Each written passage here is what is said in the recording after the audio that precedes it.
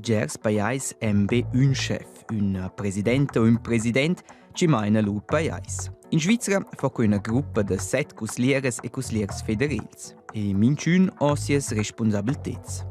Un es per esempio responsabel per las finanzas, un altra per l'economia, per scrutazione e scolazione ed allura es arenche calciun responsabel per l'armeda ed il sport. Quelles differenti spartes es nomna departements. E con questi 7 departements es può evitare che un'unica persona può semplicemente decidere tenor sia plagiare davart il futuro della Svizzera.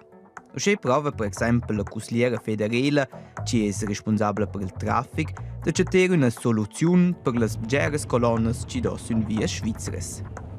Saia qui con fabbricare da più vias o con fare più attrattivo il col tren. Le proposte presentano ella lura all'Intercussail federale ed insieme decidono lura che c'è il meglio per nos paese. Els non però decidere tutto, con questo noi essendo una democrazia, stutter certe robe arrence essere d'accordo il Parlamento con la popolazione svizzera. In ulteriore letzia che la Cusliera federale ha da fare è da comunicare alla popolazione svizzera le decisioni che sono fatte ed ad essere presente a feste ed avvenimenti per essere da strusch alla liet. Tutto questo lavoro non riveste una Cusliera federale mehr da fare soletta. Qui fus germem abgera lavoro per un'unica persona. Perché min chefna è da cercare soluzioni per buon cient problemi, come per esempio quel con le colonne sun via. E tiers sto rence calciun planisere e controllare per esempio la fabbrica de novas vias.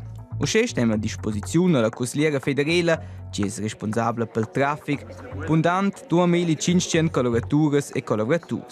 Per il più grande departamento, quel per armeda e sport, sono qui da fatta 5 volte su Schebgers, vuol dire 12.500 persone.